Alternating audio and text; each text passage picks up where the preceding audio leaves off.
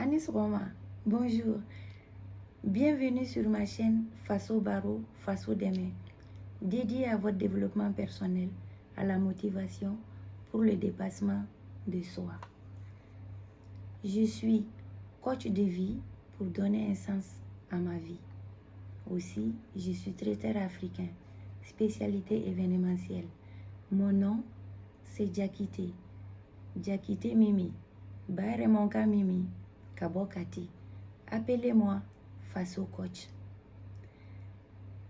On est lundi 18 septembre 2023.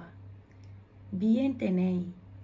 Septembre kalu kletani sheki samba fla animugani saba. Notre générosité nous ruine telle. On nous a éduqués pour être trop gentils, trop polis. On nous dit qu'il faut être généreux, qu'il faut partager, donner plutôt que penser à soi et uniquement à soi. D'accord, mais nous sommes affrontés au risque d'être trop gentils, trop serviables. Parfois même, si on donne beaucoup, on n'a toujours pas en retour la même chose. C'est le monde actuel. Notre générosité, notre dangerosité au profit des autres et contre nous-mêmes. Il y en a qui donnent tellement qu'ils se retrouvent en difficulté, que ce soit en énergie, en matériel ou en réputation. Le monde actuel est différent du monde d'avant. La population mute et se transforme. On n'est pas sur la même longueur d'onde. Tradition et modernité se contrastent et ne se ressemblent pas. Ce n'est pas le même mode d'éducation et pourtant on a le même sens de vie dans le même monde. Le cas de la gentillesse africaine est l'une des conséquences surprenantes à trop de gentillesse. Mais avant, allumons une bougie pour remercier notre Seigneur le Tout-Puissant pour sa gentillesse, sa gloire et sa bonté dans notre vie. Oui, mon bien-aimé, merci pour les dons de l'Esprit Saint qui nous lie tous. Gracias.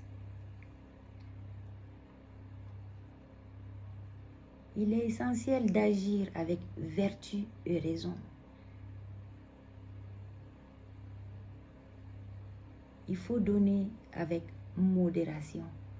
L'habitude est une seconde nature. Et nous sommes des êtres d'habitude en Afrique.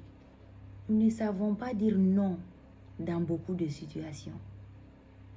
Trop d'amour, trop de respect, trop de pardon. À une femme quand on aime, à une personne âgée quand on respecte beaucoup, à un étranger car il est loin des siens, à un patron parce que il est le chef et à un enfant parce qu'il est innocent. Si tu dis oui à tous ces gens, il te reste que le non pour soi-même. Donc la frustration et l'abus, l'obéissance. Résultat, on ne nous a pas appris à penser à nous-mêmes, de peur de cultiver l'égoïsme. Pourtant, il en faut pour être heureux. Il en faut pour éviter des problèmes. Et il en faut pour ne pas être utilisé à des fins d'autrui contre soi-même. Et puis, quand est-ce que tu vas penser à toi-même? Comme on donne constamment, les autres s'attendent à recevoir sans cesse. On patiente pour un moment, mais on ne patiente pas pour toute la vie. Et de génération en génération, n'est-ce pas? Le vrai problème, c'est que vous ne vous respectez pas assez. Vous ne vous chouchoutez pas vous-même assez.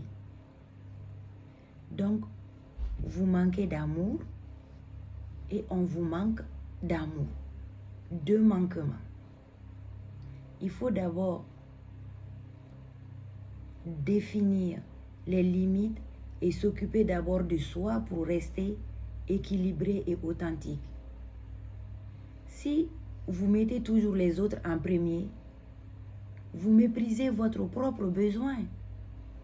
Il est crucial de se donner de l'amour, de se chouchouter pour sentir bien avant de vouloir rendre les autres heureux.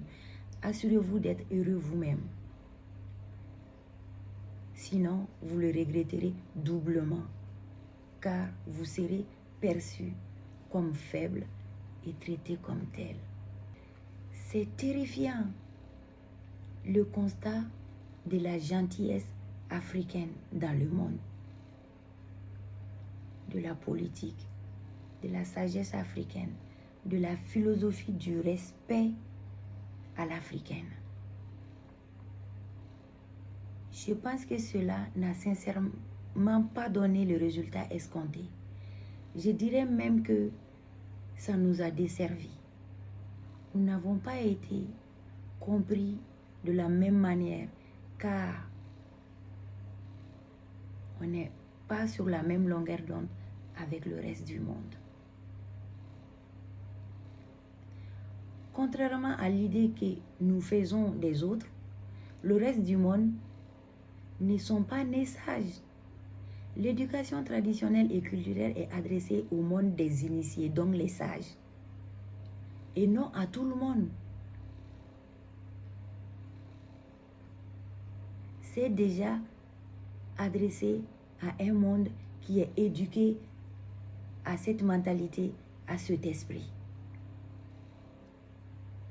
Donc, c'est pas relatif à la vie moderne, à la culture moderne. Ils ne savent pas ce que c'est. Même parmi nous, il y a des non-initiés, a fortiori les étrangers. L'âge n'étant pas un critère de sagesse, être vieux ou jeune n'a de l'importance dans la confiance que à l'expérience. Bien sûr, dans le monde actuel, parce qu'avant, c'est insensé d'avoir un vieux qui n'a pas la sagesse, qui ne se conduit pas comme tel, qui ne réfléchit pas comme tel, car il est mûr en âge et mûr dans tout. Mais maintenant, ce n'est pas le cas, c'est tout le contraire.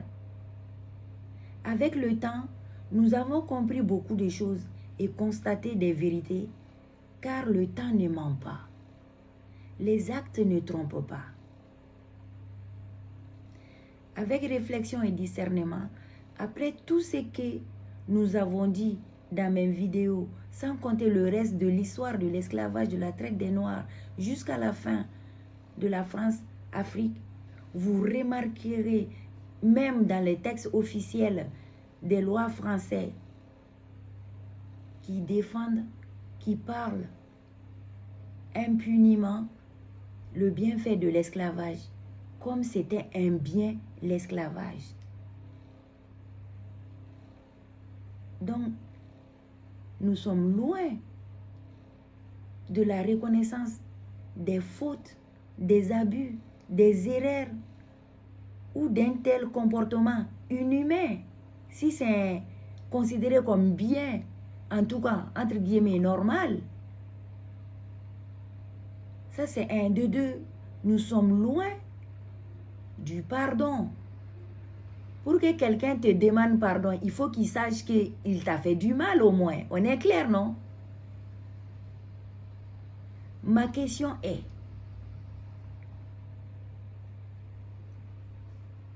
les Allemands par rapport à la Seconde Guerre mondiale.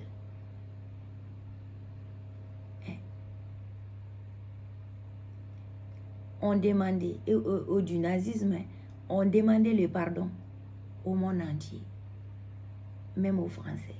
Les Américains ont quitté la France à leur demande. Et la France a demandé le pardon à l'Algérie suite à la guerre d'Algérie. En Afrique, qu'est-ce qui se passe? C'est toujours le même mépris et le non-respect qui continuent chez nous. Pourquoi? On peut être considéré comme facile et manipulé si vous ne mettez pas de limites. Les gens peuvent vous prendre comme ressource puisqu'ils savent que vous ne refusez probablement rien, ni aucune aide, ni aucune proposition. Comme si vous ne comprenez pas. Mais lorsque vous commencez à dire non et à établir vos propres limites, leur perception de vous change. C'est alors qu'ils vous voient différemment et vous respectent davantage.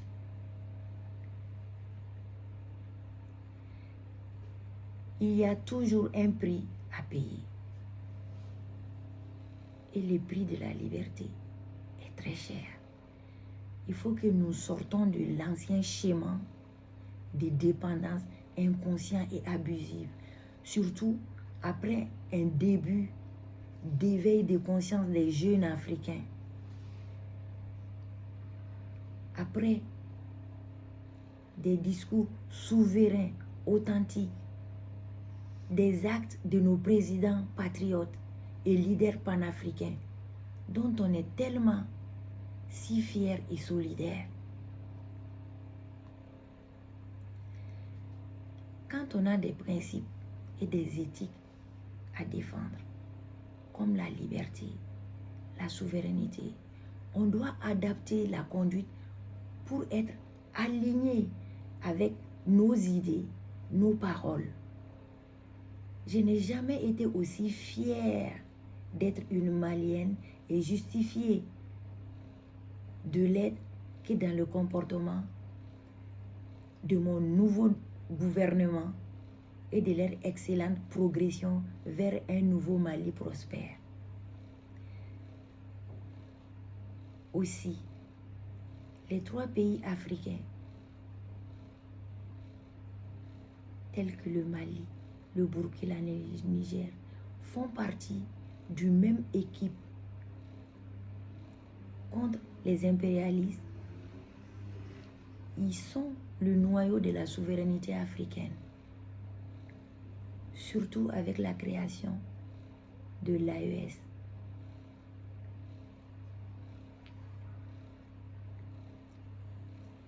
Alliance des États du Sahel.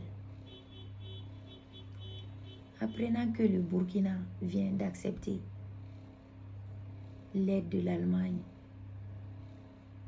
actuellement c'est ce que j'ai entendu, et la dernière fois j'avais aussi entendu, il me semble, qu'ils avaient aussi accepté l'aide du Burkina Faso à travers Alassane Ouattara. Tout ceci me semble confus. Est-ce une stratégie?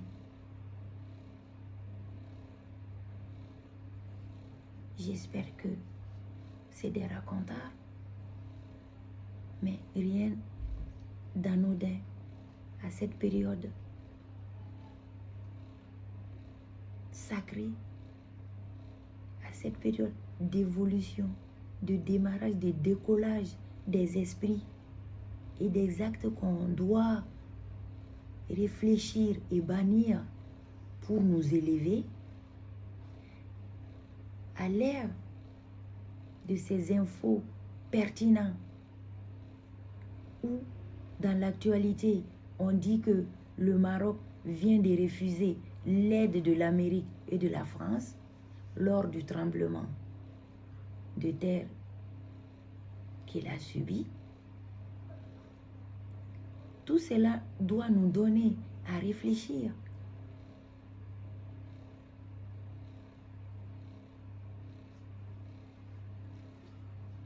Comme on dit chez nous, ton tigre munu ton tigre la kofeo. Zirani ko koma o de be nyokon ki orodo. Ya famia. Un coupeur de tête ne laisse personne passer derrière son dos. Et seuls les crustacés savent bien où se mordre pour faire mal. Je vous laisse le lien pour la suite. Pour le pourquoi ils ont refusé les aides. N'empêche que je leur donne vraiment raison. C'est peut-être normal d'accepter des cadeaux et des aides, mais ce n'est pas juste et équitable, surtout si ça vient de l'extérieur ou de l'équipe adverse. Privilégions vraiment la réflexion et le discernement en faisant consciemment les choses. Vous pouvez discerner les vrais des faux. C'est peut-être juste, mais pas équitable tout cela. Si nous continuons à nous comporter comme on a toujours fait, nous obtiendrons le même résultat. Il est évident que cela ne nous convient pas, puisqu'on est en train de se battre pour notre souveraineté, pour le respect, pour la reconnaissance de nos droits. Nos relations doivent refléter l'énergie que nous y mettons. Si nous sommes dans une phase négative ou à faible énergie, nous attirons le même résultat, le même type de relation, le même type de personnes. Ne nous rendons pas plus vulnérables et faibles à ceux qui cherchent uniquement à prendre ou à nous dominer et à partager nos terres et nos biens. Des égoïstes et des opportunistes, des profiteurs. Ces opportunistes impérialistes qui ont l'habitude de partager l'Afrique sans l'Afrique, de se servir l'Afrique sans l'Afrique, qui ont des agendas cachés sans l'Afrique et qui se servent sans un seul mot de gratuité. Leur seule excuse, des aides, des dons. Vous n'en avez pas marre de ces aides et de ces dons qui ne nous servent pas?